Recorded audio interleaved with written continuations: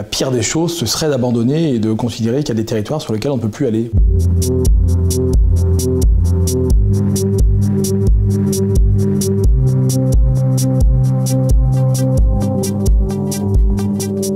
Il est totalement anormal qu'une partie de la ville, aussi infime soit-elle, ne soit plus livrée par ce que je continue à considérer comme un service public.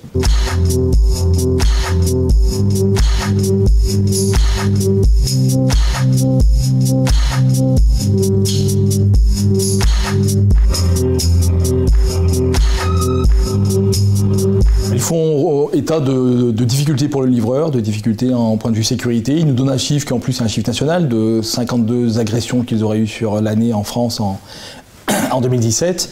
De plus en plus, on se rend compte que dans nos villes populaires, c'est souvent dans les quartiers qui peuvent sembler les plus difficiles que l'État commence à rogner sur les services publics. C'est le bureau de poste qui ferme à 17h au lieu de fermer à 19h.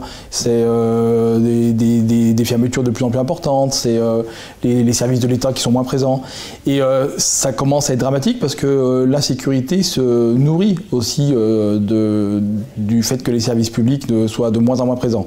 La disparition des services publics entraîne des problèmes d'insécurité. Donc ce n'est pas possible qu'ils ne restent dans les quartiers plus que la ville, plus que les bailleurs et plus que la police nationale. On a besoin d'avoir tout le maillage de service public, on le doit aux habitants, c'est une question d'égalité républicaine et cette égalité elle est encore plus attendue ici à Saint-Denis parce qu'on a quand même toujours l'impression d'avoir un peu moins qu'ailleurs.